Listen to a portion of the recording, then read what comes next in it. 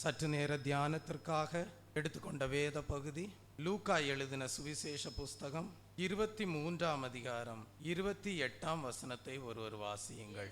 அவர்கள் முகமாய் திரும்பி, எருசலேமின் குமாரத்திகளே, நீங்கள் எனக்காக அழாமல் உங்களுக்காகவும் உங்கள் பிள்ளைகளுக்காகவும் அழுங்கள். ஜெபிப்போம். அன்பும் மகா கிருபையும் இரக்கமும் நிறைந்த நேசமுள்ள நல்ல தகப்பனே, உம்மை நன்றியுள்ள இருதயத்தோடு ஸ்தோத்தரிக்கிறேன். இந்த நாளிலே எங்களுக்கு தியானிக்கும்படியாக கொடுத்த வசனத்திற்காக உமக்கு ஸ்தோத்திரம்.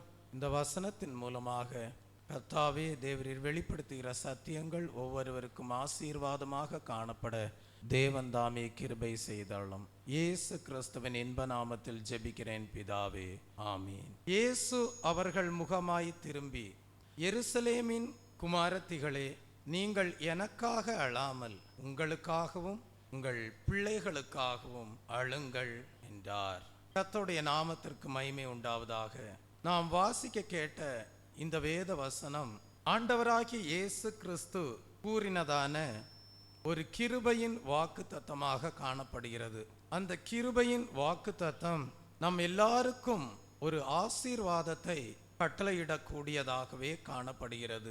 சிலுவையில் அறையப்படும்படியாக ஆண்டவராகிய இயேசு கிறிஸ்து நியாயம் தீர்க்கப்பட்ட பின்பு தேவனுடைய திட்டத்தை நிறைவேற்றக்கூடிய ஒரு பாதையில் அவர் செல்வதை நாம் காண்கிறோம். நமக்கு சம்பவிக்க போகிறதை நினைத்து அலறுவதும் அழுவதுமாக ஒரு கூட்ட ஸ்திரீகள் ஆண்டவராகிய இயேசு கிறிஸ்து செல்லக்கூடிய வழியிலே காணப்பட்டார்கள். இயேசு கிறிஸ்துனுடைய பாடுகளை நினைத்து கதறிக் கொண்டிருந்த எருசலேம் குமாரத்திகளை பார்த்து ஆண்டவராகிய இயேசு கிறிஸ்து சொல்லுகிறார், நீங்கள் எனக்காக அழாமல் உங்களுக்காகவும் உங்கள் பிள்ளைகளுக்காகவும் அழுங்கள் என்று சொல்லுவதை பார்க்கிறோம். தெய்வ பிள்ளையே, எருசலேம் குமாரத்திகளாகிய சில ஸ்திரீகளை பார்த்து ஆண்டவராகிய இயேசு கிறிஸ்து இப்படியாக கூறுகிறார். இந்த வசனம் நம்முடைய ஜீவியத்திலே எவ்வளவு தூரம் பொருந்தக்கூடியதாய் இருக்கிறது என்பதை இந்த காலை வேளையிலே தியானிக்க தேவன் நமக்கு கிருபை செய்வாராக.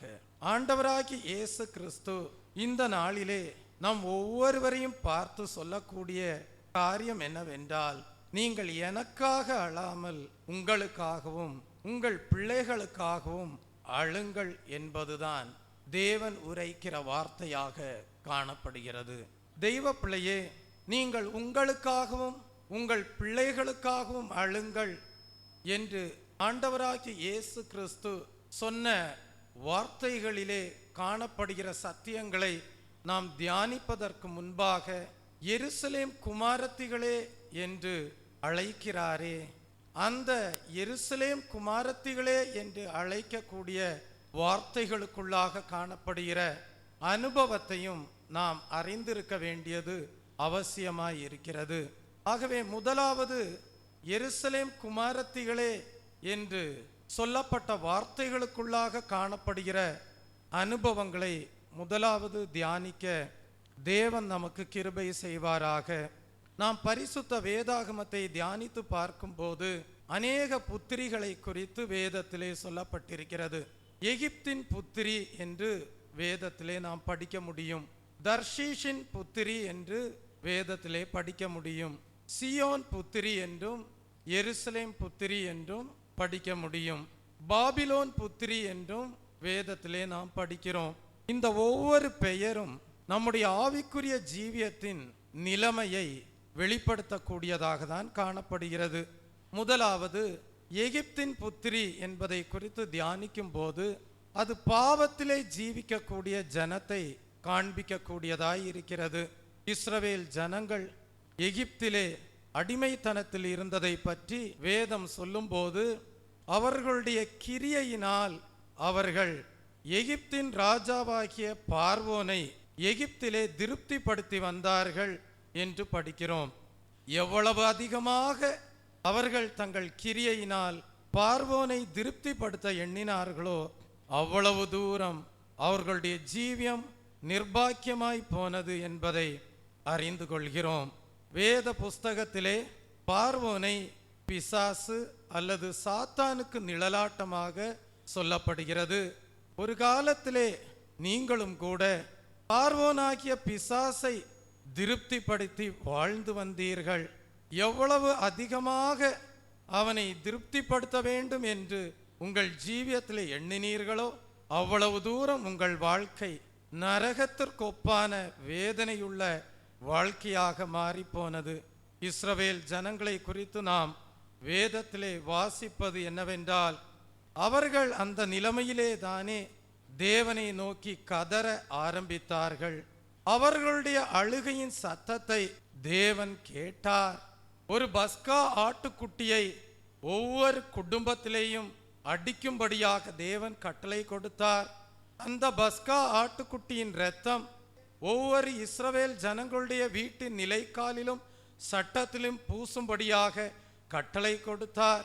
அப்படி பஸ்கா ஆட்டுக்குட்டியின் இரத்தம் பூசப்பட்ட வீடுகளிலே ஜீவித்து வந்த குடும்பத்தினர் அந்த இரத்தத்தினாலே பாதுகாக்கப்பட்டார்கள். அந்த இரத்தத்தினாலே ரட்சிப்பை அடைந்தார்கள். சங்கார தூதன் இதோ நியாயம் தீர்க்கும்படியாக வந்த வேளையிலே அந்த பஸ்கா ஆட்டுக்குட்டியின் இரத்தம் யாருடைய வீடுகளிலெல்லாம் பூசப்பட்டிருந்ததோ அந்த வீடுகள் எல்லாம் பாதுகாக்கப்பட்டது என்பதை நாம் வேதத்திலிருந்து அறிந்து கொள்கிறோம். அப்படியே முற்காலங்களிலே நீங்கள் சாத்தானை பிரியப்படுத்தும்படியாக திருப்திப்படுத்தும்படியாக ஜீவித்து வந்த நாட்களிலே உங்கள் ஜீவியம் மிகவும் பரிதபிக்கப்படத்தக்கதான சூழ்நிலைக்குள்ளாக கடந்து சென்றது. நீங்கள் அந்த இஸ்ரவேல் ஜனங்கள் எப்படி தேவனை நோக்கி அழுது விண்ணப்பம் பண்ணினார்களோ அப்படியே நீங்களும் விண்ணப்பம் பண்ணினீர்கள். தேவன் உங்களுடைய ஜீவியத்தை சாத்தானுடைய அடிமைத்தனத்திலிருந்து மீட்டு ரட்சிக்கும்படியாக ஆண்டவராகிய இயேசு கிறிஸ்துவை இந்த உலகத்திலே அனுப்பி அவரை பலியாக இரத்தம் சிந்த வைத்து அந்த இரத்தத்தை உங்களுடைய வாழ்க்கையிலே விசுவாசிக்க செய்து இயேசு கிறிஸ்துவை சொந்த இரட்சகராக ஏற்று கொண்டபடியினால் அந்த விசுவாசத்தின் மூலமாக பாவ மன்னிப்பின் நிச்சயத்தை உங்களுக்கு கொடுத்து இன்றைக்கு தேவன் உங்களை சாத்தானுடைய கரத்திலிருந்து மீட்டு ரட்சித்து விடுதலையாக்கப்பட்ட ஜனங்களாக தேவன் உங்களை தேவனுடைய கரத்திற்குள் கொண்டு வந்திருக்கிறார். Price the Lord. முற்காலங்களிலே நீங்கள் எகிப்தின் புத்திரிகளாக காணப்பட்டீர்கள். ஆனால் இன்றைக்கோ நீங்கள் எகிப்தின் புத்திரிகளாக அல்ல, மீட்கப்பட்ட ஜனங்களாக, எகிப்தின் வல்லமைகளிலிருந்து மீட்கப்பட்ட ஜனங்களாக காணப்படுகிறீர்கள். ஆம் தெய்வ பிள்ளையே, நீங்கள் என்றைக்கு உங்கள் இருதயத்தை தேவனுக்கு முன்பாக திறந்து உங்கள் பாவங்களை அவரிடத்திலே அறிக்கை செய்தீர்களோ அன்றைக்கே தேவன் இயேசு கிறிஸ்துவின் இரத்தத்தின் மூலமாக உங்களை சுத்திகரித்து உங்களுடைய ஜீவியத்தை எல்லா பிசாசின் அடிமைத்தனத்திலிருந்து விடுதலையாக்கி மீட்டு ரட்சித்திருக்கிறார். அப்படியானால் தேவன் நம் ஒவ்வொருவரையும் எருசலேம் புத்திரிகளாக, எருசலேம் குமாரத்திகளாக காணப்பட வேண்டும் என்று விரும்புகிறார். இயேசு கிறிஸ்துவை சொந்த இரட்சகராக ஏற்றுக்கொண்ட ஒவ்வொருவருடைய ஜீவியத்தையும் அவருடைய பரிசுத்தாவின் அபிஷேகத்தினால் நிரப்பி எருசலேம் குமாரத்திகளே என்று அழைக்கக்கூடிய அனுபவத்தோடு வாழும்படியாக தேவன் வாஞ்சிக்கிறார். ஒவ்வொரு ஊழியக்காரனுடைய ஜீவியத்தையும் தேவன் அபிஷேகம் பண்ணி சீயோன் குமாரத்தியே, சீயோன் புத்திரியே என்று அழைக்கும்படியாக வாஞ்சிக்கிறார். தெய்வ ஜனமே, இந்த காலை வேளையிலே நீங்கள் சீயோன் குமாரத்தியாக, எருசலேம் புத்திரியாக அழைக்கும்படியாக தேவன் வாஞ்சிக்கிறார். இரண்டாவது அனுபவம் வேதத்திலே பாபிலோன் குமாரத்தியை குறித்து சொல்லப்பட்டிருக்கிறது. பாபிலோன் எதை காட்டுகிறது என்றால் சிறை பிடிக்கப்பட்ட அனுபவத்தை காட்டுகிறது. இஸ்ரவேல் ஜனங்கள் பாவம் செய்தபோது அவர்கள் சிறை பிடிக்கப்பட்டு தேவனுக்கு பிரியமில்லாத காரியங்களை செய்தபோது அவர்கள் பாபிலோனுக்கு கொண்டு செல்லப்பட்டார்கள் என்று படிக்கிறோம். பழைய ஏற்பாட்டு காலத்திலே வாழ்ந்த பரிசுத்தவான்களை குறித்து நாம் படிக்கும்போது அவர்கள் எல்லாரும் பாபிலோனுக்கு அடிமைகளாக கொண்டு போகப்பட்டவர்களாக நாம் படிக்க முடியும். தெய்வ பிள்ளையே, தேவன் நம்மை பாபிலோன் குமாரத்தி என்று அழைக்க விரும்பவில்லை. எல்லா சிறையிருப்புகளிலிருந்தும் மீட்டு ரட்சிக்கப்பட்ட ஜனங்களாக தேவனுடைய பரிசுத்தத்திலும் நீதியிலும் ஒரு சம்பூர்ண விடுதலையாக்கப்பட்ட ஜீவியம் செய்யும்படியாக தான் அவருடைய கிருபையினாலே மீட்கப்பட்ட ஜனங்களாக எருசலேம் புத்திரி என்று அழைக்கும்படியாக பழைய பாவத்திற்கும் பழைய பாவ கிரியைகளுக்கும் அடிமைப்பட்டு போகாதபடி சகல சிறையிருப்புகளிலிருந்தும் மீட்டு ரட்சிக்கப்பட்ட அனுபவத்தோடு வாழும்படியாக விரும்புகிறார். தெய்வ பிள்ளையே, வேதத்தை படிக்கும்போது பாபேல் என்கிற வார்த்தைக்கு குழப்பம் என்கிற ஒரு அர்த்தத்தை அறிந்து கொள்கிறோம். பாபேல் என்கிற இடத்தில்தான் பாஷை அல்லது மொழி குழப்பமடைந்தது என்று அறிந்து கொள்கிறோம். பாஷை குழப்பமடைந்த இடம்தான் பாபேல். தெய்வ பிள்ளையே, உங்கள் வாழ்க்கையிலே உங்கள் இருதயத்திலே கலக்கமோ குழப்பமோ இருக்குமே ஆனால் நீங்கள் எருசலேம் குமாரத்தியாக இருக்க முடியாது. நீங்கள் எருசலேம் புத்திரியாக இருக்க முடியாது. குழப்பமடைந்த இருதயம் உடையவர்கள், கலக்கமடைந்த ஜீவியம் செய்கிறவர்கள் ஏதோ ஒரு சிறையிருப்பிலே காணப்படுகிறவர்களாக தான் இருக்கிறார்கள். அவர்களுடைய அனுபவம் எப்படி இருக்கும் என்றால் பாபிலோன் குமாரத்தி என்று சொல்லப்படக்கூடிய அனுபவமாயிருக்கும். தேவன் உங்களை எருசலேம் குமாரத்தியாக சுயாதீனமுள்ள விடுதலையாக்கப்பட்ட குழப்பமில்லாத கலக்கமில்லாத ஜீவியம் செய்யும்படியாக விரும்புகிறார். மூன்றாவதாக நாம் வேதத்திலே தர்ஷீஷின் புத்திரி என்று படிக்கிறோம். தர்ஷீஷின் புத்திரி என்று சொல்லப்படுவதிலிருந்து அறிந்து கொள்ளக்கூடிய ஒரு சத்தியம் என்னவென்றால், தர்ஷீஷ் என்பது ஒரு வணிக ஸ்தலமாக தான் வேதத்திலே சொல்லப்பட்டிருக்கிறது.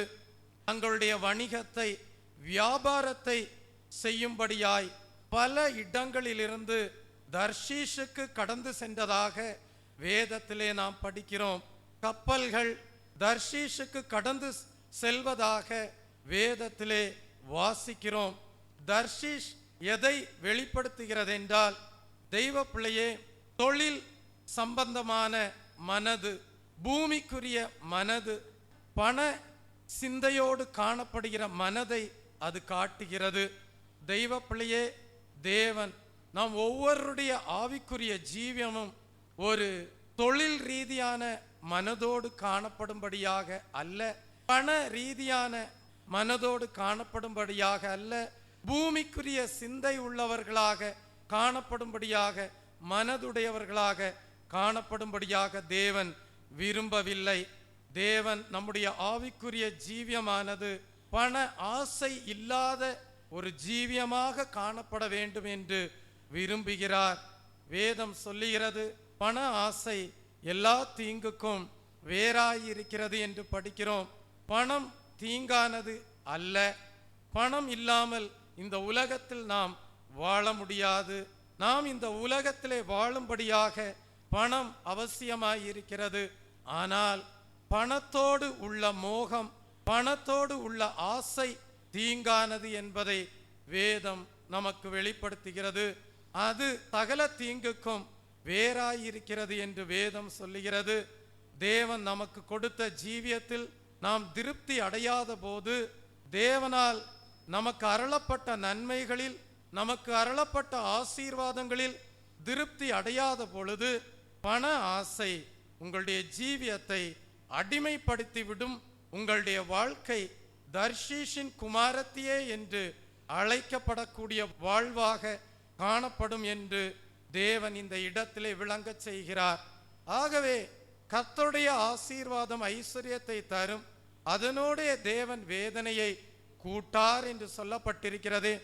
இன்றைக்கு மனிதன் தொழிலிலே விருத்தி அடையும்படியாக எத்தனையோ விதமான தேவனுக்கு பிரியமில்லாத அந்தரங்கமாக அநியாயங்களை செய்வதை பார்க்கிறோம். பணத்தை அதிகமாக சம்பாதிக்கும்படியாக அந்தரங்கத்திலே தேவன் விரும்பத்தகாத விதமாக செயல்படுகிற கிரியையோடு வாழ்வதை பார்க்கிறோம். ஆகவே அவர்களுடைய வாழ்க்கை எப்படி காணப்படுகிறது என்றால், தர்ஷீஷின் குமாரத்தியே என்று அழைக்கப்படக்கூடிய அனுபவத்தோடு அவர்களை காணும்படியாக செய்கிறது. ஆனால் தேவனுடைய அன்பினால் நிரப்பப்பட்டு வாழக்கூடிய தெய்வ ஜனங்கள் எப்படி ஜீவிக்க வேண்டும் என்றால், தேவன் கொடுக்கிற ஆசீர்வாதத்தோடு, நேர்மையான சம்பாத்தியத்தோடு, நேர்மையான கைகளின் பிரயாசத்தோடு பாக்கியமும் நன்மையும் அடைவாய் என்று சொல்லப்பட்ட சாபம் இல்லாத தேவ ஆசீர்வாதத்தோடு நல்ல ஒரு ஆவிக்குரிய ஜீவியம் செய்து பூமிக்குரிய நன்மையினாலும் பரலோகத்தின் கிருபை வரங்களினாலும் நிரப்பப்பட்டு சாபமில்லாத வாழ்க்கையை வாழ்ந்து பின் சந்ததிக்கு சாபத்தை வைத்து செல்லாமல் தேவனுடைய ஆசீர்வாதத்தை பெற்று எருசலேம் குமாரத்தியே, எருசலேம் புத்திரியே என்று அழைக்கப்படக்கூடிய வாழ்க்கையை வாழும்படியாக தேவன் விரும்புகிறார். தெய்வ பிள்ளையே, நான்காவதாக வேதத்தை நாம் படிக்கும்போது ஏதோம் புத்திரியை குறித்து வேதம் வெளிப்படுத்துகிறது. ஏதோம் என்பது ஏசாவிற்கு நல்கப்பட்ட மற்றொரு பெயராக காணப்படுகிறது. ஏசாவிலிருந்து நாம் கற்றுக்கொள்ளக்கூடிய ஒரு பாடம் உண்டு. அவன் ஒரு குடும்பத்திற்கு மூத்த மகனாக காணப்பட்டான். அவன் மூத்த மகனாக பிறந்தபடியினால் அவனுக்கு இரட்டிப்பான ஆசீர்வாதங்கள் உண்டாயிருந்தது. மூத்த மகனாய் பிறந்தபடியினால் உண்டான ஒரு ஆசீர்வாதமும் குடும்பத்தின் ஒரு ஆசீர்வாதமுமாக இரட்டத்தனையான ஆசீர்வாதம் ஏசாவுக்கு காணப்பட்டது. அதைத்தான் வேதம் சேஷ்ட புத்திர பாகம் என்று விளக்குகிறது. ஆனால் ஏசா ஒரு முறை வேட்டைக்காக கடந்து சென்றுவிட்டு தான் வேட்டையாடின போது ஒன்றும் கிடைக்காதபடியினால் திரும்பி வீட்டிற்கு வந்தபோது, பசியோடு வந்தபோது, அவனுடைய சகோதரனாகிய யாக்கோபு கூழ் காய்ச்சி கொண்டிருப்பதை கண்டான். அவனுடைய பசி நிமித்தமாக யாக்கோபினிடத்திலே ஆகாரத்திற்காக வந்து நின்ற வேளையிலே யாக்கோபு ஒரு நிபந்தனை விதிப்பதை பார்க்கிறோம். நிபந்தனை என்னவென்றால், உன் சேஷ்டபுத்திர பாகத்தை நீ எனக்கு கொடுப்பாயானால் நான் உனக்கு உன் பசியை ஆற்றும்படியாக இந்த கூளை உனக்கு கொடுப்பேன் என்று சொல்வதை பார்க்கிறோம். அந்த சமயத்திலே தனக்கு உண்டாயிருக்க வேண்டியதான இரட்டிப்பான ஆசீர்வாதமாகிய சேஷ்ட புத்திரபாகத்தின் மதிப்பை அற்பமாக எண்ணி ஏசா என்ன செய்தான் என்றால், ஒரு நேர பசிக்காக தன்னுடைய சேஷ்ட புத்திரபாகத்தை தன்னுடைய சகோதரனாகிய யாக்கோபுக்கு விற்று போடுவதை பார்க்கிறோம். பின்பு ஏசா மனம் திரும்பி மனம் கசந்து அழுது அந்த சேஷ்ட புத்திரபாகத்தை மறுபடியும் பெற்றுக்கொள்ள வேண்டும் என்று அழுது புலம்பியும் கூட அவனால் அந்த சேஷ்ட புத்திரபாகத்தை பெற்றுக்கொள்ள இயலவில்லை. இந்த காலை வேளையிலே ஒரு நேர பசிக்காக, ஒரு நேர ஆகாரத்திற்காக தேவன் உங்களுக்கு வைத்திருக்கிற இரட்டிப்பான நன்மையாகிய பூலோகத்தின் நன்மைகளையும் பரலோகத்தின் கிருபை வரங்களையும் நீங்கள் இழந்து போக கூடாது. சில வேளைகளிலே உங்கள் வாழ்க்கையிலே வறட்சிகள் வரலாம். சில வேளைகளிலே தேவன் நீங்கள் எதிர்பார்த்தது போல உங்கள் வாழ்க்கையிலே ஆசீர்வாதத்தை கொடுக்காமல் இருக்கலாம். தேவனே, ஏன் இன்றைக்கு என்னை சந்திக்காமல் போனீர் என்று சொல்லி அந்நியனுடைய கரத்திலே உங்களுக்கு இருக்கக்கூடிய சேஷ்ட புத்திர பாகமாகிய பிறப்புரிமையை நீங்கள் விற்று போட்டு உங்கள் வறட்சியை நீக்கும்படியாக உங்களுடைய வாழ்க்கையிலே தேவன் கொடுத்திருக்கிற மதிப்பிற்குரிய ஆசீர்வாதத்தை விற்று போடுவீர்களானால், உங்கள் அபிஷேகத்தை இழந்து போவீர்களானால், உங்களுக்கு தேவன் கொடுத்திருக்கிற விசுவாச ஜீவியத்தை இழந்து போவீர்களானால், உங்களுடைய வாழ்க்கையிலே தேவன் கொடுத்திருக்கிற தேவ அன்பை இழந்து போவீர்களானால், உங்களுடைய வாழ்க்கையிலே தேவன் கொடுத்திருக்கிற தேவனுடைய விசேஷித்த கிருபைகளை இழந்து போவீர்களானால், மறுபடியுமாக நீங்கள் அழுதாலும் அவைகளை பெற்றுக்கொள்ள கூடாமற் போவீர்கள் என்பதை ஏதோமின் புத்திரியின் அனுபவத்தின் மூலமாக தேவன் இந்த காலை வேளையிலே விளங்கச் செய்கிறார். தேவன் ஏசாவை போல சேஷ்ட புத்திரபாகத்தை பிறப்புரிமையை குடும்ப ஆசீர்வாதத்தை, தேவன் கொடுத்த ஆவிக்குரிய அனுபவங்களை, தேவன் கொடுத்த ஆவிக்குரிய ஆசீர்வாதங்களை உங்கள் வயிற்று பசிக்காக, பூமிக்குரிய தேவைகளை சந்திப்பதற்காக விற்று போடும்படியாக தேவன் விரும்பவில்லை. நீங்கள் எருசலேம் புத்திரியாக பூமிக்குரிய நன்மையினாலும் பரலோகத்தின் கிருபை வரங்களினாலும் ஆசீர்வதிக்கப்பட்டு ஜீவிக்க வேண்டும் என்று தேவன் விரும்புகிறார்.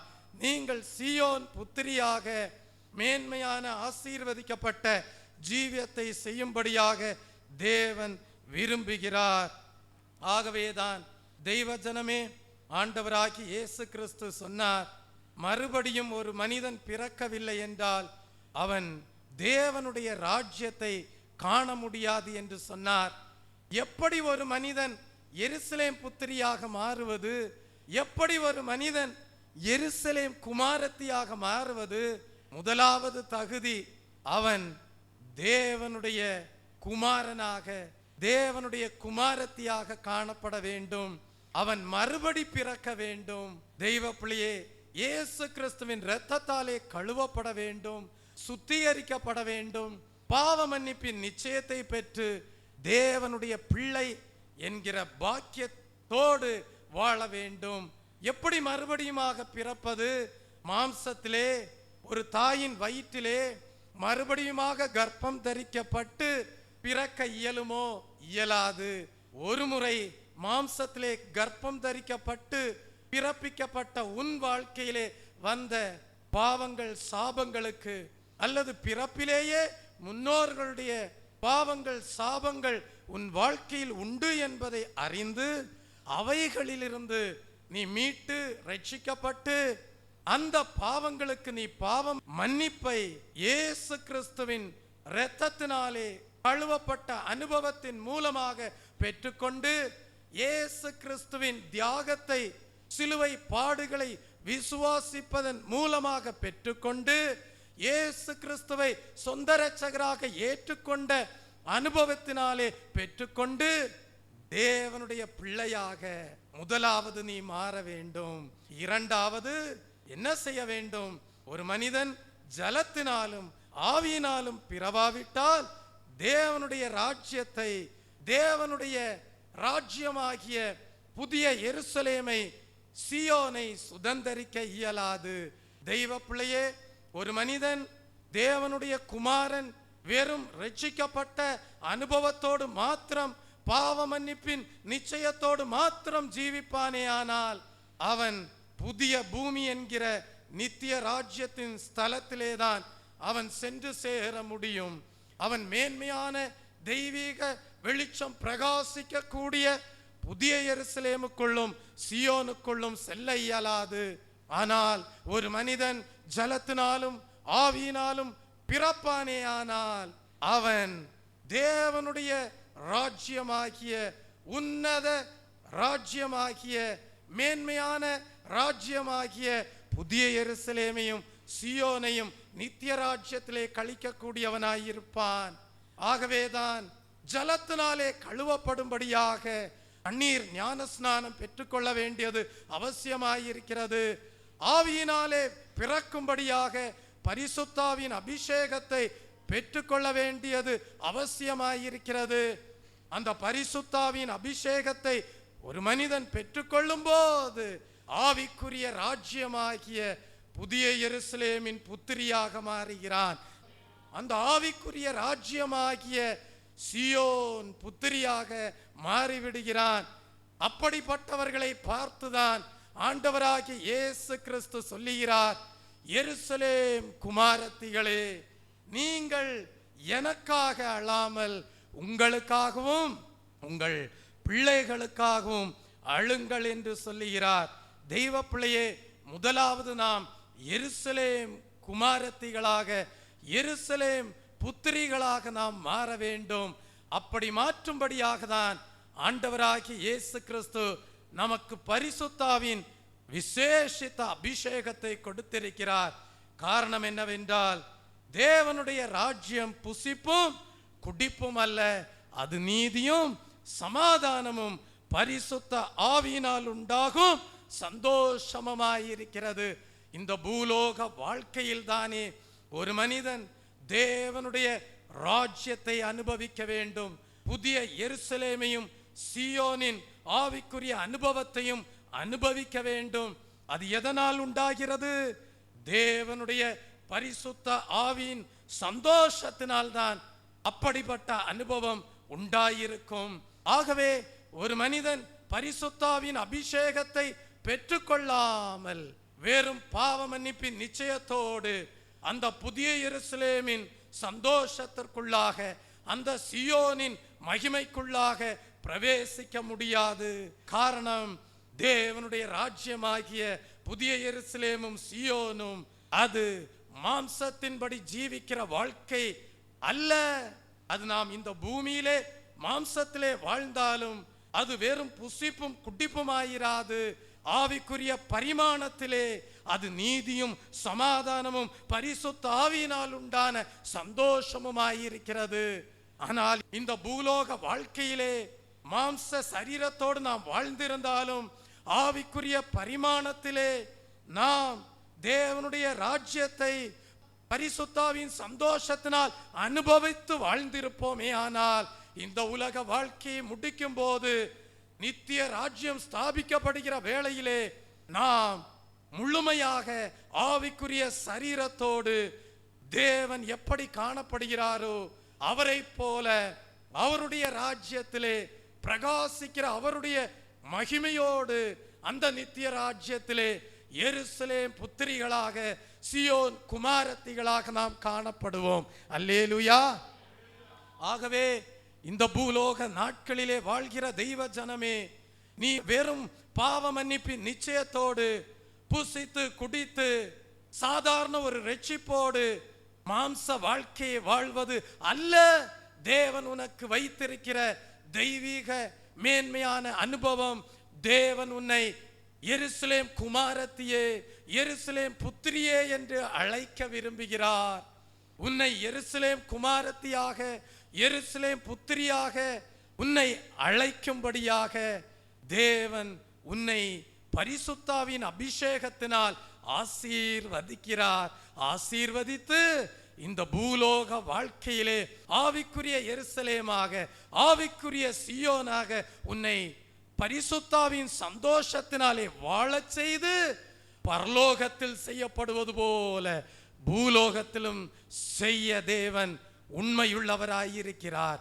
அப்படிப்பட்ட சந்தோஷத்தோடு பூமியிலே வாழ்கிற உங்களுடைய வாழ்க்கையை பரலோகத்திலும் நித்திய ராஜ்யத்திலேயும் அப்படிப்பட்ட சந்தோஷத்தோடு ஆவிக்குரிய வாழ்க்கை வாழ தேவன் உங்களை வழி நடத்த உண்மையுள்ளவராயிருக்கிறார்.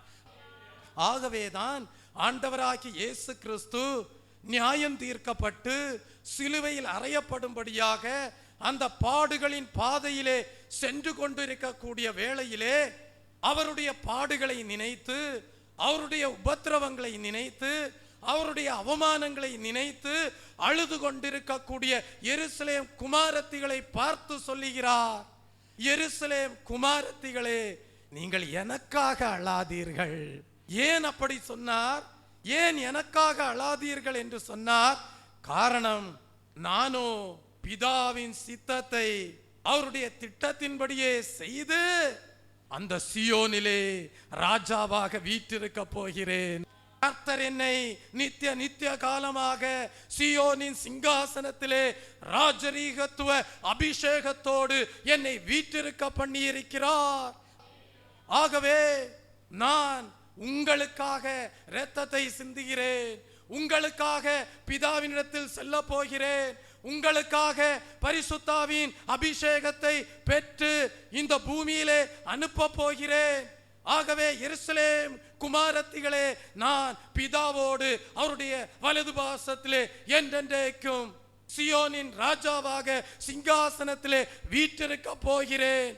ஆகவே என்னுடைய பாடுகளை நினைத்து நீங்கள் அழுது சோர்ந்து போய் ஆத்துமாவிலே இளைப்படைந்து போய் உங்கள் ரட்சிப்பை இழந்து போகாமல் ஒரு தலபலவரதவதுலபே, இதோ நான் உங்களுக்கு கொடுக்க போகிற ரட்சிப்பை உங்கள் வாழ்க்கையிலே பரிபூர்ணப்படுத்திக் கொள்ளுங்கள். நான் உங்களுக்கு என் சிலுவை பாடுகளின் மூலமாக கொடுக்க போகிற மீட்பை பரிபூர்ணமாக பெற்றுக்கொள்ளுங்கள். என் ஆவிக்குரிய கண்களினாலே, என் விசுவாச கண்களினாலே உங்களை எருசலேம் குமாரத்திகளாக நான் காண்கிறேன். அந்த அனுபவத்தை நீங்கள் அடைய வேண்டும். நீங்கள் மாத்திரமல்ல, உங்கள் பிள்ளைகளும் பிள்ளைகளின் பிள்ளைகளும் அடைந்து கர்த்தருக்கு பயந்து அவர் வழிகளில் நடக்கிற மனுஷன் பாக்கியவான். நீ உன் பிள்ளைகளையும் பிள்ளைகளின் பிள்ளைகளையும் இஸ்ரவேலுக்கு வரும் சமாதானத்தையும் காண்பாய் என்ற வாக்குத்தத்தம் உன் வாழ்க்கையிலே நிறைவேற வேண்டும். ஆகவே எருசலேம் குமாரத்திகளே, என் சிலுவை பாடுகளை நினைத்து இடறிவிட வேண்டாம். என் சிலுவை பாடுகளை நினைத்து ஆத்துமாவிலே இளைப்படைந்து சோர்வடைந்து போக வேண்டாம். நான் உங்களுக்கு கொடுக்க போகிற ரட்சிப்பை பெற்றுக்கொள்ளுங்கள். நான் உங்களுக்கு கொடுக்க போகிற பாவ மன்னிப்பை பெற்றுக்கொள்ளுங்கள். நான் உங்களுக்கு கொடுக்கிற சத்திய வசனத்தை கை கொள்ளுங்கள். என்னுடைய அடிச்சுவடுகளை பின்பற்றி நான் பிதாவினிடத்திலிருந்து பெற்று உங்களுக்கு கொடுக்க போகிற பரிசுத்தாவின் அபிஷேகத்தை பெற்றுக்கொண்டு சியோன் குமாரத்திகளாக நித்தியத்திலே என்னோடு உங்களையும் ஜெயம் கொண்டவர்களாக சிங்காசனத்திலே வீற்றிருக்க பண்ணி ஆளுகை செய்யும்படியாக விரும்புகிறேன். ஆகவே எருசலேம் குமாரத்திகளே, நீங்கள் எனக்காக அழாமல் உங்களுக்காகவும் உங்கள் பிள்ளைகளுக்காகவும் அழுங்கள் என்று சொல்லுகிறார். அல்லேலூயா, அல்லேலூயா, அல்லேலூயா. Praise the lord. தெய்வ பிள்ளையே, அப்படியானால் நம்முடைய வாழ்க்கையிலே ஆண்டவராகிய இயேசு கிறிஸ்துவின் சிலுவை பாடுகளை தியானிக்கிற வேளையிலே நாம் ஒன்றை மறந்துவிடக் கூடாது. நம்முடைய ஜீவியம் கண்ணீரின் அனுபவத்தோடு உள்ள ஜீவியமாயிருக்க வேண்டும். கடந்த சில நாட்களாக நான் சிலுவை பாடுகளை குறித்து தியானித்த வேளையிலே தேவன் இந்த வசனத்திற்குள்ளாக வைத்திருந்த ஒரு வெளிப்படுத்தலை தேவன் எனக்கு உணர்த்தினார். அந்த வெளிப்படுத்தல் என்ன தெரியுமா? மகனே, நீ சிலுவை பாடுகளை தியானிக்கிற வேளையிலே சிலுவையை சிலுவையாக மாத்திரம் பார்க்காதே, சிலுவையை குறித்து தியானம் பண்ணு என்று சொன்னார். அப்படி இந்த வசனத்தை, அவருடைய சிலுவை பாடுகளின் பாதையை நான் தியானித்த வேளையிலே தேவன் எனக்கு ஒரு வெளிப்படுத்தலை கொடுத்தார். அந்த வெளிப்படுத்தல் என்ன தெரியுமா? உண்மையாகவே என் மகனே, நீ என்னுடைய அடிச்சுவடுகளை பின்பற்றுவாயானால் உன் கண்கள் எல்லாம் கண்ணீரால் நிறைந்திருக்க வேண்டும். உன் கண்கள் எல்லாம் கண்ணீரால் நிறைந்திருக்குமே, ஆனால் உன் வாழ்க்கை எருசலேம் குமாரத்தி என்கிற அனுபவத்தோடு உள்ள வாழ்க்கையாயிருக்கும் என்று வெளிப்படுத்தினார். அல்லேலூயா, அல்லேலூயா. காரணம், என் வாழ்க்கையில் இருக்கக்கூடிய கண்ணீர் என்னை எருசலேம் புத்திரியாக மாற்ற வேண்டும். உன் வாழ்க்கையில் இருக்கக்கூடிய கண்ணீர் உன் வாழ்க்கையையும் உன் பிள்ளைகளின் வாழ்க்கையையும் எருசலேம் புத்திரியாக அது மாற்றக்கூடிய கண்ணீராய் இருக்க வேண்டும். உன் கண்ணீர் இயேசு கிறிஸ்துடைய சிலுவை பாடுகளை நினைத்து தியானிக்கிற வேளையிலே உன் கண்களிலிருந்து வழிகிற கண்ணீர் உன் இருதயம் உடைக்கப்பட்டு நொறுக்கப்பட்டு வெளிப்படுகிற கண்ணீராய் இருக்க வேண்டும். அந்த கண்ணீர் உன் ஜீவியத்தையும் உன் பிள்ளைகளின் ஜீவியத்தையும் உன் பிள்ளைகளின் பிள்ளைகளின் ஜீவியத்தையும் எருசலேம் புத்திரி என்று அழைக்கப்படக்கூடிய அனுபவமாக மாற்றக்கூடிய கண்ணீராய் இருக்க வேண்டும். அல்லேலூயா. உன் வாழ்க்கையை சியோன் புத்திரியே என்று அழைக்கக்கூடிய கண்ணீர் நிறைந்த வாழ்க்கையாய் உன் அனுபவம் காணப்பட வேண்டும். Price the Lord. சிலுவை என்பதற்கும் சிலுவையை குறித்து என்பதற்கும் வித்தியாசம் உண்டு. சிலுவை என்று சொல்லும்போது முழு உலகத்தில் உள்ள ஜனங்களும் இயேசு கிறிஸ்து இந்த உலகத்திலே வந்தார், அடிக்கப்பட்டார், மரித்தார், அடக்கம் பண்ணப்பட்டார், மூன்றாம் நாளிலே உயிர்த்தெழுந்தார் என்று மிகவும் லெகுவாக சொல்லிவிடுவார்கள். ஆனால் சிலுவையை குறித்து தியானிக்கும் போது அவருடைய பாடுகளையும் உபத்திரவங்களையும் ஒவ்வொன்றாக நினைக்கும் போது உன் இருதயம் நொறுக்கப்படும், உன் உள்ளம் நொறுங்கும், உன் கண்களில் இருந்து கண்ணீர் வெளிப்படும். அந்த கண்ணீரோடு சிலுவையை தியானிப்பதுதான் சிலுவையை குறித்த தியானம். அப்படி தியானிக்கும் போது அந்த கண்ணீரை காண்கிற தேவன் உன்னை பார்த்து கூறுகிற ஆசீர்வாதத்தின் வாக்குத்தத்தம் தான் அந்த கண்ணீர் என்னுடைய பாடுகளை நினைத்து வெளிப்படுகிற கண்ணீராய் மாத்திரமிராமல் அந்த கண்ணீர் உனக்கு ஆசீர்வாதத்தை கொடுக்கக்கூடிய கண்ணீராய் இருக்கட்டும் என்று வெளிப்படுத்துகிறார். நீ வடிக்கிற கண்ணீர் என்னுடைய பாடுகளை நினைத்து உள்ளம் நொறுக்கப்பட்டு வெளிப்படக்கூடிய கண்ணீராய் இருந்தாலும் அந்த கண்ணீர் அது எனக்கு அனுதாபத்தை சேர்க்கக்கூடிய கண்ணீராய் மாத்திரம் போய்விடாமல் உன் ஜீவியத்தை எருசலேம் புத்திரியாக மறுரூபப்படுத்தக்கூடிய கண்ணீராய் மாறட்டும் என்று தேவன் வெளிப்படுத்துகிறார். இந்நாட்களிலே கல்வாரி சிலுவையின் தியானத்தை தியானிக்கிற தெய்வ பிள்ளையே, உண்மையாகவே சிலுவை என்று மாத்திரமல்ல, சிலுவையை குறித்து தியானிக்கும் போது சிலுவை என்று சொல்வதற்கும் சிலுவையை குறித்து என்று சொல்வதற்கும் ஒரு பெரிய வித்தியாசம் உண்டு. ஒருவேளை ஒரு மனிதன் இருக்கிறான், அந்த மனிதனுடைய மகன் மிகவும் கொடூரமாக சித்திரவதைப்படுத்தப்பட்டு மரித்து விடுகிறான் என்று வைத்துக் கொள்ளுங்கள். அந்த பெற்றோர் என் மகன் மரித்து விட்டான் என்று லெகுவாக சொல்லிவிடுவார்களா? சொல்லிவிட மாட்டார்கள். அவர்கள் என்ன செய்வார்கள்? அவனை பெற்றெடுத்தது முதல், அவனை பாலூட்டி சீராட்டி தாலாட்டி வளர்த்தது முதல், கஷ்டப்பட்டு படித்து சம்பாதிக்க வைத்தது முதல் ஒவ்வொன்றாக சொல்லி சொல்லி அவனுடைய வாழ்க்கையிலே தாங்கள் எவ்வளவு பெரிய கனவோடு அவனை வளர்த்தார்கள் என்றெல்லாம் சொல்லி அழுது அழுது அழுது அவனை இழந்த துக்கத்தை வெளிப்படுத்துவார்கள். அப்படிதான் சிலுவையை குறித்து தியானம் பண்ணும்போது கிறிஸ்து எப்படியெல்லாம் சித்திரவதைப்படுத்தப்பட்டு மரித்தார் என்பதை நீங்கள் உங்கள் இருதயம் நொறுக்கப்பட்டு கண்ணீரோடு வெளிப்படுத்தும் போது ஆண்டவராகிய இயேசு கிறிஸ்து என்ன சொல்லுகிறார்?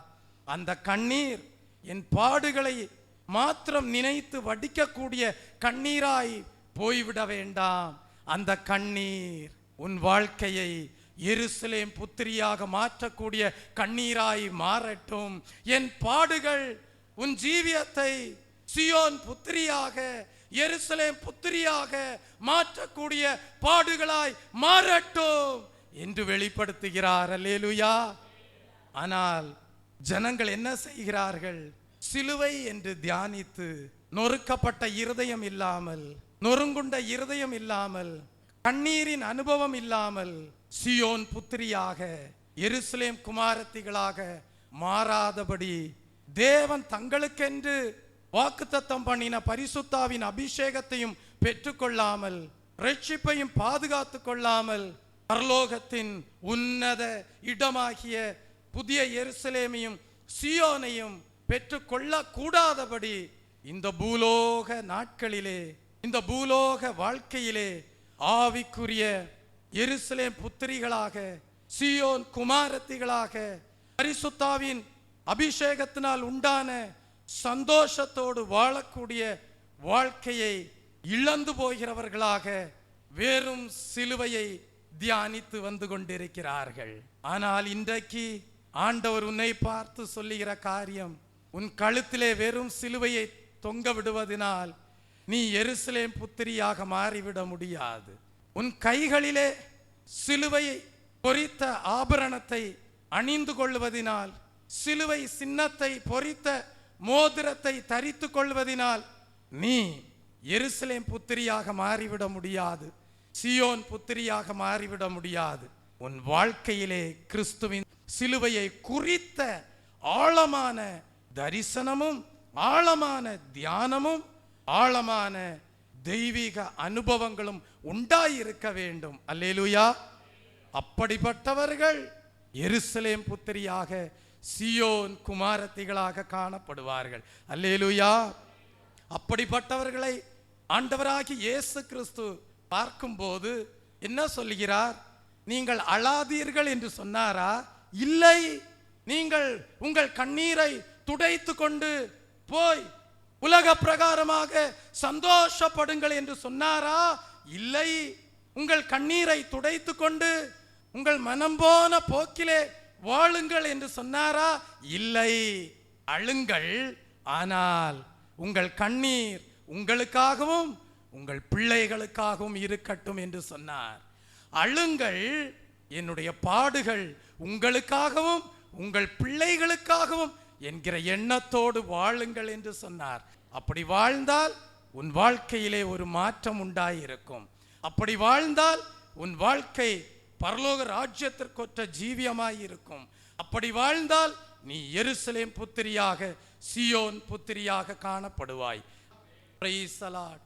தெய்வ பிள்ளையே, அப்படியானால் நம்முடைய ஜீவியத்திலே உண்டாயிருக்கக்கூடிய கண்ணீர் எப்படிப்பட்ட அனுபவத்தோடு காணப்பட வேண்டும் என்பதை குறித்து சில வசனங்களை தியானிக்க தேவன் நமக்கு கிருபை செய்வாராக. லூக்கா எழுதின சுவிசேஷ புஸ்தகம் 22ஆம் அதிகாரம் 61, 62 வசனங்களை வாசிக்கும் போது, அப்பொழுது கர்த்தர் திரும்பி பேதுருவை நோக்கி பார்த்தார். சேவல் கூவுகிறதற்கு முன்னே நீ என்னை 3 தரம் மறுதலிப்பாய் என்று கர்த்தர் தன்னிடத்தில் சொன்ன வசனத்தை உடனே பேதுரு நினைவு கூர்ந்து வெளியே போய் மனங்கசந்து அழுதான் என்று படிக்கிறோம். தெய்வ பிள்ளையே, பேதுரு என்கிற இயேசு கிறிஸ்துவுடைய சீஷனுடைய வாழ்க்கையிலே வெளிப்பட்ட கண்ணீர், அது பாவ உணர்வினால் உண்டாகிற கண்ணீர் என்பதை நம்மால் தியானிக்க முடியும். பேதுரு இயேசுவால் தெரிந்து கொள்ளப்பட்டவர், பேதுரு இயேசுவால் அழைக்கப்பட்டவர், இயேசுவோடு கூட இருந்து இணைந்து ஊழியம் செய்தவர். நீர் தேவனுடைய குமாரனாகிய கிறிஸ்து என்று இயேசு கிறிஸ்துவை பற்றி சாட்சி கொடுத்தவர்.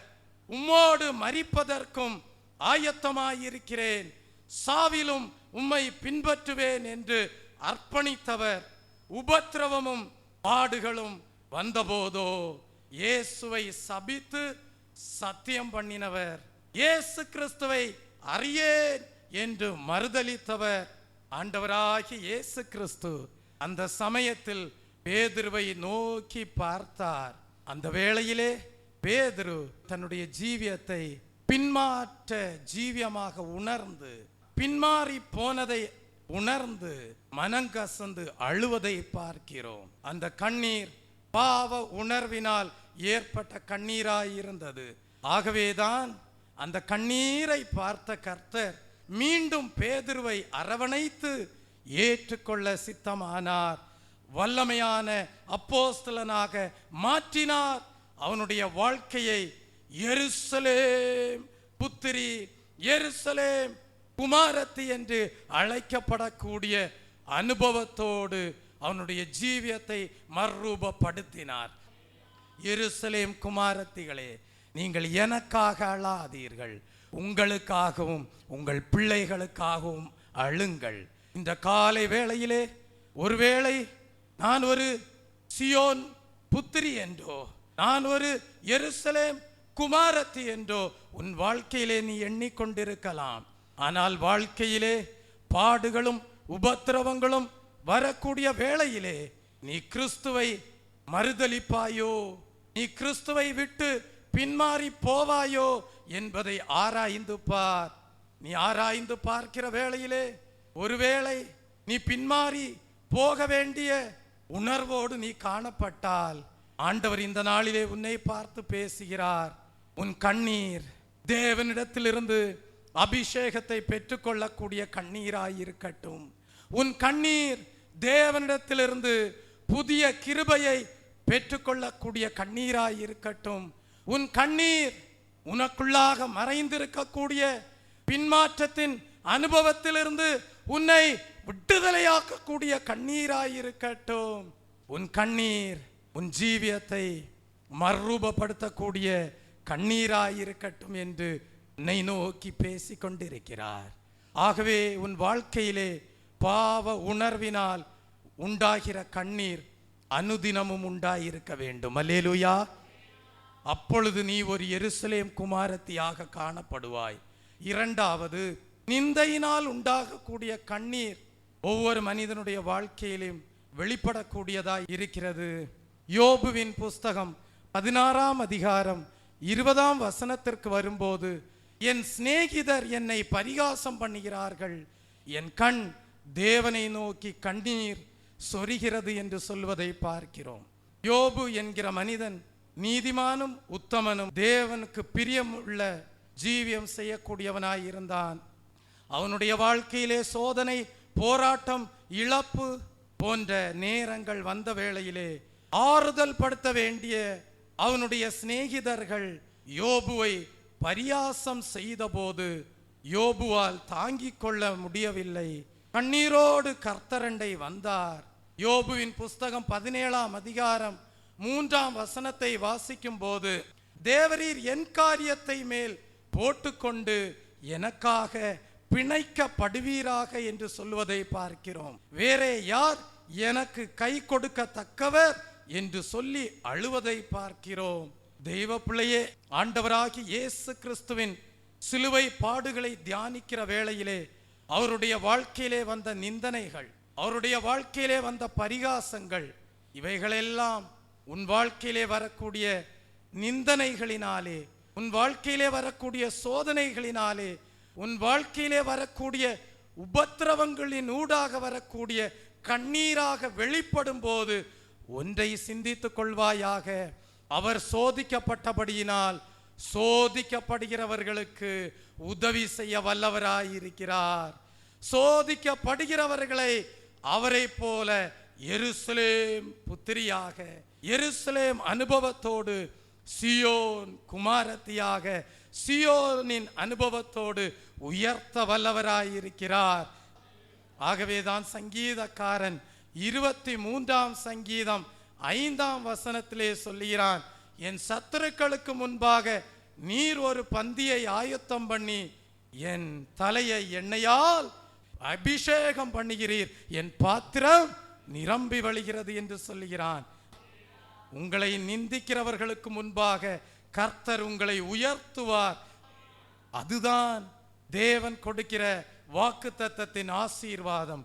எருசலேம் குமாரத்திகளே, நீங்கள் உங்கள் வாழ்க்கையிலே உண்டாகிற நிந்தையினால் உண்டாகிற கண்ணீர், உங்கள் வாழ்க்கையிலே வரக்கூடிய பரிகாசங்களினால் உண்டாகிற கண்ணீர் உங்கள் வாழ்க்கையிலே ஆசீர்வாதத்தை கொடுக்கக்கூடியதாய் இருக்கிறது.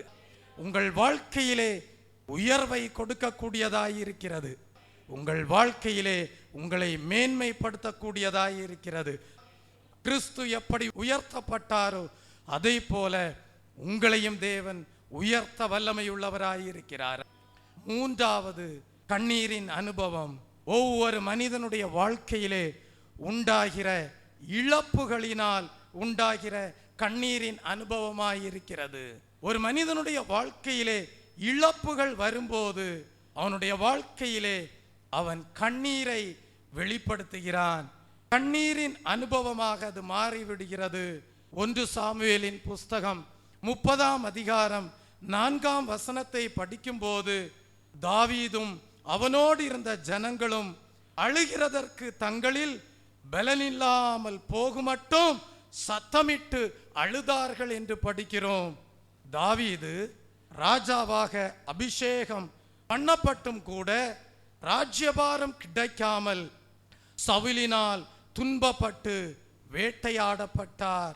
இதனால் இஸ்ரவேல் தேசத்தில் வாழ முடியாமல் எல்லையில் உள்ள பெலிஸ்தரின் தேசங்களில் ஒளிந்து தங்கி வந்தார் என்று நாம் அறிந்து கொள்கிறோம்.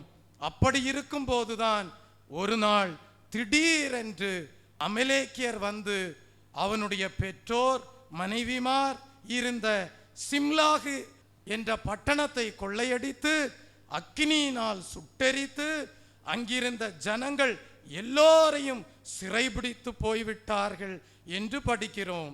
அப்பொழுது தாவீதும் அவனோடு இருந்த ஜனங்களும் அதை அறிந்தபோது தங்களில் பலம் இல்லாது போகுமட்டும் சத்தமிட்டு அழுதார்கள் என்று படிக்கிறோம். தெய்வ பிள்ளையே, ஒரு பக்கம் சவுல் வேட்டையாடும்படியாக தாவீதை துரத்தி வருகிறான் பொறாமையினாலே. இன்னொரு பக்கம் பெலிஸ்தர்கள் தாவீதுக்கு விரோதமாக எழும்பி தாவீதோடு இருந்த ஜனங்களை எல்லாம் சிறைபிடித்து போய்விட்டார்கள். தெய்வ பிள்ளையே, இப்படிப்பட்ட சகலத்தையும் இழந்து போன அனுபவத்திலே தாவீது மிகவும் நெருக்கப்பட்டான் என்று படிக்கிறோம். சகல ஜனங்களும் தங்கள் குமாரத்திகளின் நிமித்தம் மன கிளேசமடைந்ததினால் தாவீதை கல்லறிய வேண்டும் என்று சொல்லிக் கொண்டார்கள். தாவீது என்ன செய்தான்? தன் தேவனாகிய கர்த்தருக்குள்ளே தன்னை திடப்படுத்தி கொண்டான் என்று 1 சாமுவேலின் புஸ்தகம் 30ஆம் அதிகாரம் 6ஆம் வசனத்திலே படிக்கிறோம். 3 விதங்களிலே நெருக்கப்பட்டான். சவுலினாலே ஒரு முனையிலிருந்து நெருக்கம், பெலிஸ்தர்களினாலே இன்னொரு பக்கம் நெருக்கம், தன் சொந்த ஜனங்களினாலே கல்லறியப்படக்கூடிய சூழ்நிலை. இப்படிப்பட்ட மும்முனை தாக்குதல்களின் மத்தியிலே தாவீது மன கிளேசமடைந்து என்ன செய்கிறான்?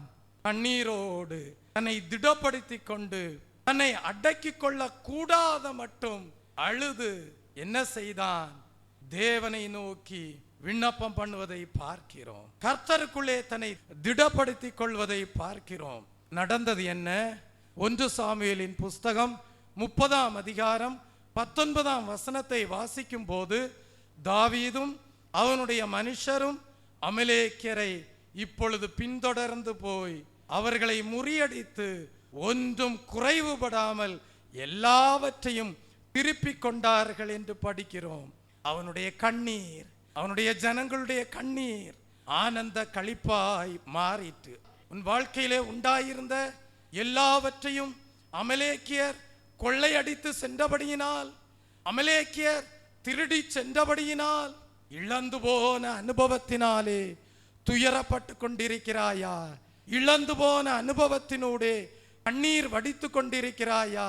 தாவீதை போல திடப்படுத்திக் கொள். ஒன்றும் குறையாமல் எல்லாவற்றையும் நீ திருப்பிக் கொள்வாய். உன் கண்ணீர் அதை நடப்பிக்கும். அல்லேலூயா. லூக்கா 19ஆம் அதிகாரம் 10ஆம் வசனத்திலே வாசிக்கிறோம், இழந்து போனதை தேடவும் ரட்சிக்கவுமே மனுஷகுமாரன் வந்திருக்கிறார் என்று. யோபு இழந்து போனான். இழந்து போனதை அவனுடைய கண்ணீரின் அனுபவத்தின் மூலமாக அவன் இரட்டிப்பாக திரும்ப தேவனிடத்திலிருந்து பெற்றுக்கொண்டான். நம்முடைய தேவன் கிருபை நிறைந்த தேவன். மார்த்தாளும் மரியாளும் தங்களுடைய சகோதரனாகிய லாசருவை மரணத்தில் இழந்து போன போது கண்ணீரோடு கதறினார்கள். இயேசு அவர்களுடைய கண்ணீரை கண்டு லாசருவை உயிரோடு எழுப்பி கொடுத்து அவர்களுடைய கண்ணீரை ஆனந்த களிப்பாக மாற்றினார். நிச்சயமாகவே உங்களுடைய வாழ்க்கையிலே நீங்கள் இழந்து போன எல்லாவற்றையும் கர்த்தர் உங்களுக்கு திரும்ப தந்தருளுவார். அப்பொழுது நீங்கள் சொல்லுவீர்கள், கர்த்தர் எங்களை ஆசீர்வதித்தார், நாங்கள் தேவனுடைய பார்வையிலே எருசலேம் புத்திரிகளாயிருக்கிறோம், சியோன் குமாரத்திகளாயிருக்கிறோம். நாங்கள் எங்களுக்காக கிறிஸ்துவின் சிலுவை தியானத்தை நினைத்து எங்களுடைய வாழ்க்கையிலே வந்த இழப்புகளை அவருடைய சிலுவை தியானத்தோடு ஒப்பிட்டு தியானித்து ஆசீர்வாதமாக மாற்றிக்கொண்டோம் என்று சாட்சி கொடுப்பீர்கள். Price the Lord. 4ஆவதாக, ஒவ்வொரு மனிதனுடைய வாழ்க்கையிலேயும் வியாதியினால் கண்ணீர் உண்டாகிறது. எசேக்கியா ராஜாவுக்கு ஒரு முறை பயங்கரமான வியாதி வந்தது என்று நாம் வேதத்திலே படிக்கிறோம். மரண தருவாய்க்கு எசேக்கியா ராஜா வந்துவிட்டார். அவரை பார்க்க ஏசாயா தீர்க்கதரிசி வந்தபோது என்ன சொன்னார்? எசேக்கியா ராஜாவை பார்த்து சொல்லுகிறார், நீர் உமது வீட்டு காரியத்தை ஒழுங்குபடுத்தும், நீர் பிழைக்க மாட்டீர், மரித்து போவீர் என்று சொல்வதை பார்க்கிறோம். இந்த வார்த்தைகளை எசேக்கியா ராஜா கேட்டபோது அவனுடைய உள்ளம் உடைந்து போனது. ஏசாயா தீர்க்கதரிசியின் புஸ்தகம் 38ஆம் அதிகாரம் 1-3 வசனங்களை வாசிக்கும் போது எசேக்கியா ராஜா அழுகிறார். என்ன சொல்லி அழுகிறார்? ஆ கர்த்தாவே, நான் உமக்கு முன்பாக உண்மையும் மன உத்தமமுமாய் நடந்து உமது பார்வைக்கு நலமானதை செய்தேன் என்பதை நினைத்தருளும் என்று விண்ணப்பம் பண்ணி மிகவும் எசேக்கியா அழுவதை பார்க்கிறோம். அந்த எசேக்கியாவின் கண்ணீர் கர்த்தருடைய உள்ளத்தை உருக பண்ணினது. அவனுடைய நோய்களிலிருந்து விடுதலையாக்கும்படியாக எசேக்கியா ராஜாவின் கண்ணீரை கண்ட தேவன் ஏசாயா தீர்க்கதரிசியை மறுபடியுமாக திரும்பவும் எசேக்கியா ராஜாவினிடத்தில் அனுப்புவதை பார்க்கிறோம். 2 ராஜாக்களின் புஸ்தகம் 20ஆம் அதிகாரம் 5-6 வசனங்களை வாசிக்கும் போது ஏசாயா தீர்க்கதரிசி திரும்பவும் வந்த வேளையிலே சொன்ன காரியம் என்ன? உன் விண்ணப்பத்தை கேட்டேன், உன் கண்ணீரை கண்டேன், இதோ உன் நாட்களோடே 15 வருஷம் கூட்டுகிறேன் என்று சொன்னார். உன் கண்ணீர் உனக்கு ஆசீர்வாதம். உன் கண்ணீர் உன்னை எருசலேம் புத்திரியாக சகல நோய்களிலிருந்து விடுதலையாக்கக்கூடிய கண்ணீராய் இருக்கட்டும். உன் கண்ணீர் உன்னை சியோன் புத்திரியாக சிலுவை பாடுகளை நோக்கி பார்க்கிற வேளையிலே உன்னுடைய வாழ்க்கையிலே அவருடைய சிலுவையின் பாடுகள் மூலமாக அவருடைய தழும்புகளினாலே உன்னுடைய வியாதிகளை குணமாக்கக்கூடிய வல்லமையுள்ள கண்ணீரின் தியானமாயிருக்கட்டும். ஆகவேதான் ஆண்டவர் சொல்கிறார், எருசலேம் குமாரத்தியே, நீங்கள் எனக்காக அழாமல் உங்களுக்காகவும் உங்கள் பிள்ளைகளுக்காகவும் அழுங்கள். உங்கள் நோய்களிலிருந்து விடுதலையாக்கும்படியாக அழுங்கள். உங்கள் பிள்ளைகளுடைய வியாதிகளிலிருந்து விடுதலையாக்கப்படும்படியாக அழுங்கள். உங்கள் பின் சந்ததி நோயில்லாத சந்ததியாக, வியாதி இல்லாத சந்ததியாக, ஆசீர்வதிக்கப்பட்ட சந்ததியாக வாழும்படியாக உங்கள் கண்களிலே என்னுடைய தழும்புகளை பார்க்கும்போது வியாதியிலிருந்து விடுதலையாக்கப்படக்கூடிய கண்ணீராய் வெளிப்படட்டும் என்று ஆசீர்வாதமாக வாக்குத்தத்தம் கொடுக்கிறார். என்ன நடந்தது? எசேக்கியா ராஜாவுக்கு தேவன் 15 வருடத்தை கூட்டி கொடுத்தார். தெய்வ பிள்ளையே, 2 ராஜாக்களின் புஸ்தகம் 20ஆம் அதிகாரம் 5-6 வசனங்கள், ஏசாயா தீர்க்கதரிசியின் புஸ்தகம் 38ஆம் அதிகாரம் 5ஆம் வசனத்தை வாசிக்கும் போது தேவன் எசேக்கியா ராஜாவுக்கு 15 வருடங்கள் கூட்டி கொடுத்ததை படிக்கிறோம். சிலுவையை குறித்து நீ தியானிக்கிற வேளையிலே, சிலுவையிலே அவர் பட்ட காயங்களை நீ நோக்கி பார்க்கிற வேளையிலே, சிலுவையிலே அவர் பட்ட தழும்புகளை நோக்கி பார்க்கிற வேளையிலே உன் உள்ளத்திலிருந்து வெளிப்படக்கூடிய கண்ணீர் அவருடைய பாடுகளை மாத்திரம் நினைத்து வெளிப்படக்கூடிய கண்ணீரா இல்லாமல் அவருடைய தழும்புகள் உன் வியாதியை சுகமாக்கக்கூடிய ஆசீர்வாதத்தின் கண்ணீராய் இருக்கட்டும். அல்லேலூயா. எருசலேம் குமாரத்தியாக நோயில்லாத, வியாதி இல்லாத, பலவீனங்கள் இல்லாத வாழ்க்கையாக, ஆசீர்வதிக்கப்பட்ட வாழ்க்கையாக வாழத்தக்க வாழ்வா இருக்கட்டும். ஐந்தாவதாக, பிசாசினால் வருகிற கண்ணீரை குறித்து நாம் வேதத்திலே படிக்க முடியும். பிசாசினால் ஒவ்வொரு மனிதனுக்குள்ளாகவும் கண்ணீர் உண்டாகிறது. ஆனால் அப்படி கண்ணீர் வடிக்க சாத்தான் எத்தனிக்கும் போது அந்த கண்ணீரை உன் வாழ்க்கையிலே நீ ஆசீர்வாதத்தின் கண்ணீராக மாற்றிக்கொள்ள வேண்டும்.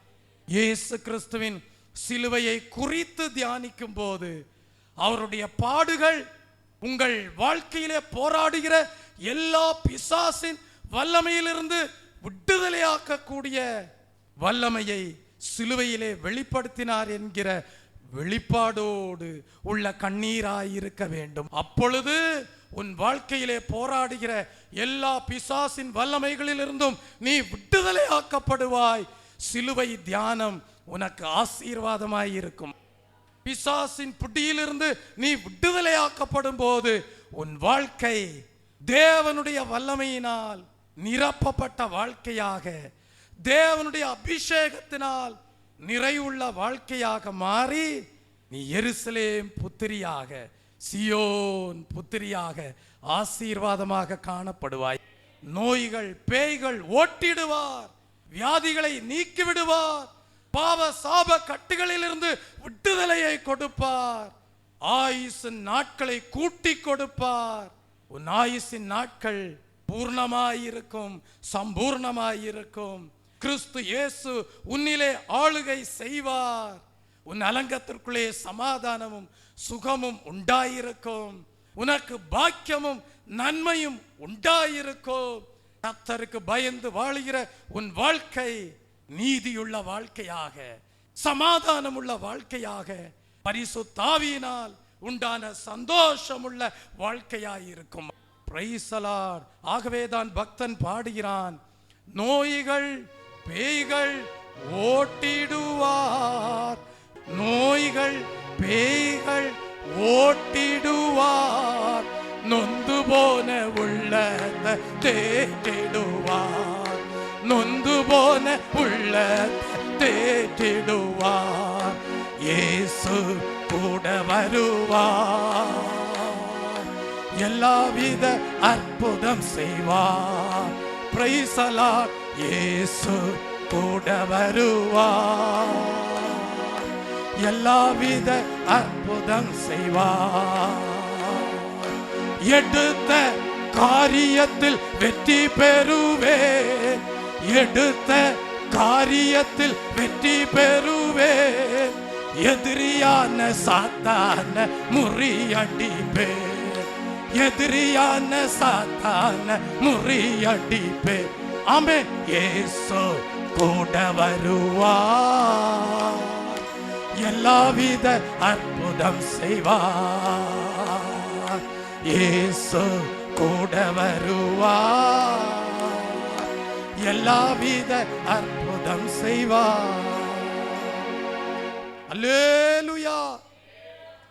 சிலுவை பாதையிலே பாடுகளை ஏற்றுக்கொண்டு உபத்திரவங்களை ஏற்றுக்கொண்டு சென்று கொண்டிருக்கிற சிலுவை நாதரை நோக்கி பார்த்து கொண்டிருக்கிற தெய்வ பிள்ளையே, அந்த பாடுகளை கண்டு கண்ணீர் வடிக்கிற எருசலேம் குமாரத்தியே, அவருடைய பாதையிலே நீ உண்டாயிருக்கிறாய்.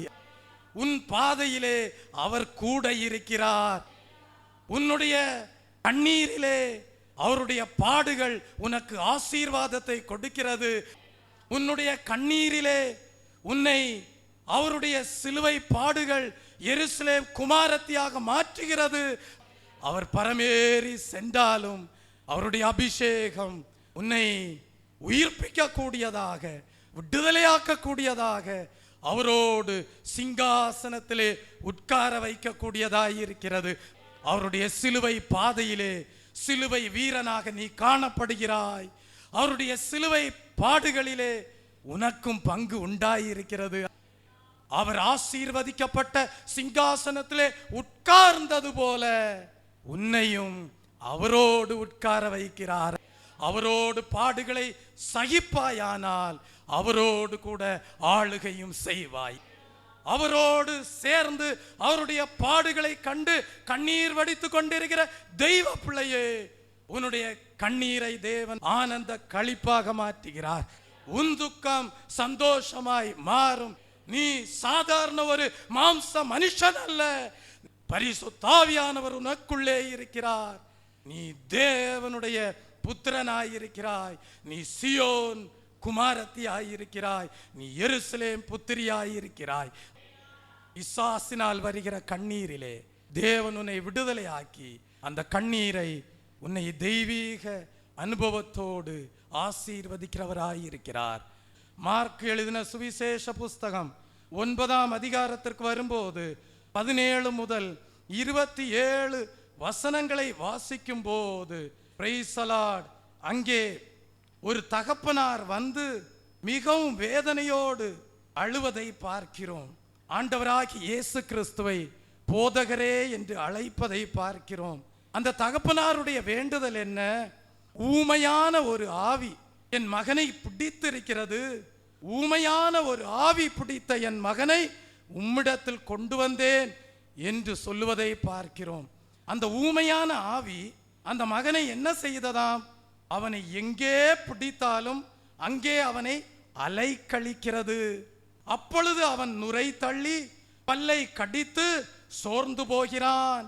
அதை துரத்தி விடும்படி உம்முடைய சீஷர்களிடத்தில் கேட்டேன், உம்முடைய சீஷர்களுக்கும் அதை துரத்திவிடக் கூடாமற் போயிற்று என்று சொல்வதை பார்க்கிறோம். அப்பொழுது அந்த தகப்பனாருடைய கண்ணீரை கண்ட தேவன் பிசாசினால், ஊமை ஆவியினால் அலைக்கழிக்கப்பட்டு வந்த அந்த மகனுடைய ஜீவியத்தை என்ன செய்தார்? விடுதலையாக்கினார். அற்புதத்தை செய்யக்கூடிய தேவன்.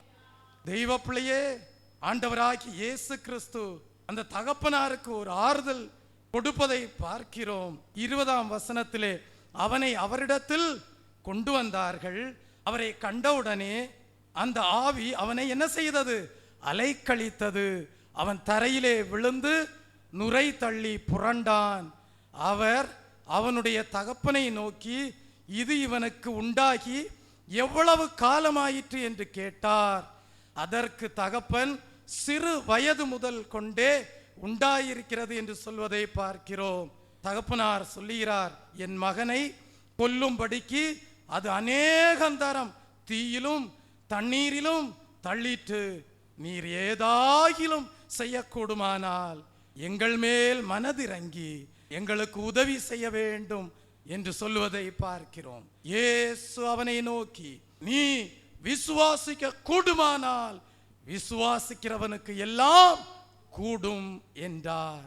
உடனே பிள்ளையின் தகப்பன், விசுவாசிக்கிறேன் ஆண்டவரே, என் அவிசுவாசம் நீங்கும்படி உதவி செய்யும் என்று கண்ணீரோடு சத்தமிட்டு சொன்னான். அப்பொழுது ஜனங்கள் கூட்டமாய் ஓடி வருகிறதை இயேசு கண்டு அந்த அசுத்த ஆவியை நோக்கி, ஊமையும் செவிடுமான ஆவியே, இவனை விட்டு புறப்பட்டு போ, இனி இவனுக்குள் போகாதே என்று நான் உனக்கு கட்டளையிடுகிறேன் என்று அதை அதட்டினார். அப்பொழுது அது சத்தமிட்டு அவனை மிகவும் அலைக்கழித்து புறப்பட்டு போயிற்று. அவன் செத்து போனான் என்று அநேகர் சொல்லத்தக்கதாக செத்தவன் போல் கிடந்தான். இயேசு அவன் கையை பிடித்து அவனை தூக்கினார். உடனே அவன் எழுந்திருந்தான். பிசாசின் பிடியிலிருந்து விடுதலையாக்கக்கூடிய கண்ணீர் உன் வாழ்க்கையிலே உண்டாயிருக்கட்டும். பிசாசின் பிடியிலிருந்து விடுதலையாக்கக்கூடிய கண்ணீர் உன் வாழ்க்கையிலே உண்டாயிருக்கட்டும். உன் பிள்ளையினுடைய வாழ்க்கை எப்படி இருக்கிறது? உன் வாழ்க்கை எப்படி இருக்கிறது? சில வேளைகளிலே பிசாசின் ஆவி உனக்குள் வந்து உன்னை அலைக்கழிப்பதை நீ உணர்கிறாயா? உன் பிள்ளையினுடைய வாழ்க்கையிலே அந்நிய ஆவிகள் ஊடுருவி சென்று அலைக்கழிப்பதை நீ அறிந்திருக்கிறாயா? கண்ணீரோடு கர்த்தரண்டை வா. ஒரு தலபலவரதபதில் டபக்கலவரதபதிலவே கண்ணீரோடு இயேசுவண்டை வா. ஒரு தலபலவரதப அவர் சொல்ல ஆகும், அவர் கட்டளையிட நிற்கும். ஒரு தலபலவரதபதிலவே நீ விசுவாசித்தால் தேவ மகிமையை காண்பாய். ஒரு தலபலவரதபதிலவே விசுவாசிக்கிறவனால் எல்லாம் கூடும். ஒரு தலபலவரதபதில் டபக்கலவரதபதிலவே சந்தலபலவரதபதிலவே ஒரு தலபலவரதபதி விசுவாசத்தை துவக்குகிறவரும் விசுவாசத்தை முடிக்கிறவருமாகிய அந்த இயேசுவை கண்ணீரோடு நோக்கி பார். ஒரு தலபலவரத உன் சகல பிரச்சனைகளுக்கும் ஒரு முடிவு உண்டு. ஒரு உன் நம்பிக்கை வீண் போகாது. ஒரு தலபலவரத உன் சகல பாரங்களிலும் தேவன் உன்னை விடுதலையாக்குவார். ஒரு தலபலவரத உன் சகல நோய்களிலிருந்தும் விடுதலையாக்குவார். எல்லா பிசாசின் வல்லமைகளிலிருந்தும் உன் ஆவி ஆத்ம சரீரத்தை மீட்டு ரட்சிக்கிற தேவன் ஒரு தலபலவரதவது உன் மத்தியிலே ஒரு தலபல உனக்குள்ளே இருக்கிறார். ஒரு தலபலவரதவதில் டபக்கல கண்ணீரோடு நீ அவரை தேடுவாயானால், நொறுங்குண்ட இருதயத்தோடு நீ தேடுவாயானால், நறுங்குண்ட ஆவியுள்ளவர்களை ரட்சிக்கிற தேவன் ஒரு தலபலவரத உன்னையும் உன் குடும்பத்தையும் உன் தலைமுறையையும் ஆசீர்வதிக்கிறவராயிருக்கிறார். ஒரு தலபலவரதவதலவே அவருடைய சிலுவையை பாடுகளை கண்ணீரோடு தியானிக்கிற தெய்வ பிள்ளையே, இதோ ஆண்டவர் உன்னை பார்த்து சொல்லுகிறார், நீ எனக்காக அழாமல் உனக்காகவும் உன் பிள்ளைக்காகவும் அழு. ஒரு தலபல வரதவ. நீ எனக்காக அழாமல் உனக்காகவும் உன் பிள்ளைகளுக்காகவும் அழுங்கள். ஒரு தலபல வரதவதில் டபைக்கல வரதவ தீல வரதவ. ஹல்லேலூயா, ஹல்லேலூயா. கர்த்தர் நம்மோடு இடைப்பட்ட எல்லா வார்த்தைகளுக்காக ஸ்தோத்தரிப்போம். ஸ்தோத்ரம், ஸ்தோத்ரம், ஸ்தோத்ரம். அப்படியே நம்மை எருசலேம் புத்திரிகளாக, சியோன் குமாரத்திகளாக தேவன் நம்முடைய கண்ணீரின் அனுபவத்தினூடே ஆசீர்வதிக்கும்படியாக அவருடைய சிலுவையின் பாடுகளை கண்ணீரோடு தியானிக்கிற இந்நாட்களிலே அந்த கண்ணீர் நம் குடும்பத்திற்கு நமக்கு ஆசீர்வாதமாக காணப்படும்படியாக தேவனுடைய கரத்திலே நம்மை அர்ப்பணித்து ஸ்தோத்திர பலிகளை ஏறெடுப்போம். அல்லேலூயா, அல்லேலூயா. ஆனந்தம் பாடி சியோன் பர்வதமாகிய தேவ சபைக்குள் தேவன் நம்மை கொண்டு வந்த தயவுக்காக ஸ்தோத்தரிப்போம். ஸ்தோத்திரம், ஸ்தோத்திரம். சியோன் என்கிற தேவ சபைக்குள் நீங்கள் காணப்படும் போது உங்களுக்கு சந்ததம் மகிழ்ச்சி காணப்படும். அல்லேலூயா, பிரைஸ் தி லார்ட். கர்த்தர் அப்படியே உங்களை ஆசீர்வதித்து சியோன் புத்திரிகளாக, எருசலேம் குமாரத்திகளாக மேன்மைப்படுத்தி உயர்த்துவாராக. ஆமீன். எருசலேமின் அனுபவத்தோடு, சியோனின் அனுபவத்தோடு அபிஷேகம் பண்ணப்பட்டவர்களாக தேவ சபையிலே காணப்படுகிற தெய்வ ஜனமே, அவருடைய 1000 வருட அரசாட்சியிலேயும் நித்திய ராஜ்யத்திலேயும் அப்படியே நம்மை சியோனின் அனுபவத்தோடு, புதிய எருசலேமின் அனுபவத்தோடு தேவன் நம்மை ஆசீர்வதித்து அவரோடு வைத்து மேன்மைப்படுத்துவாராக. ஆமீன். என் ஆத்மாவே கர்த்தரை ஸ்தோத்திரே, என் முழு உள்ளமையருடைய பரிசுத்த நாமத்தை ஸ்தோத்திரே. என் ஆத்மாவே கர்த்தரை ஸ்தோத்திரே, அவர் செய்த சகல உபகாரங்களையும் மறவாதே. ஆமீன். நம்முடைய கர்த்தராகிய இயேசு கிறிஸ்துவின் கிருபையும் பிதாவாகிய தேவனுடைய அன்பும் பரிசுத்த ஆவியானுடைய அந்யோன்ய ஐக்கியமும் இன்றும் என்றும் சதா காலங்களிலும் நம்ம அனைவரோடும் நம்முடைய குடும்பங்களோடும் சபையாரோடும் இருப்பதாக. ஆமீன். ஹல்லேலூயா, ஹல்லேலூயா, ஹல்லேலூயா, ஹல்லேலூயா, ஹல்லேலூயா, ஹல்லேலூயா, ஹல்லேலூயா, ஹல்லேலூயா, ஹல்லேலூயா, ஹல்லேலூயா, ஹல்லேலூயா, ஹல்லேலூயா, ஹல்லேலூயா. கர்த்தர் தாமே உங்களை ஆசீர்வதிப்பாராக.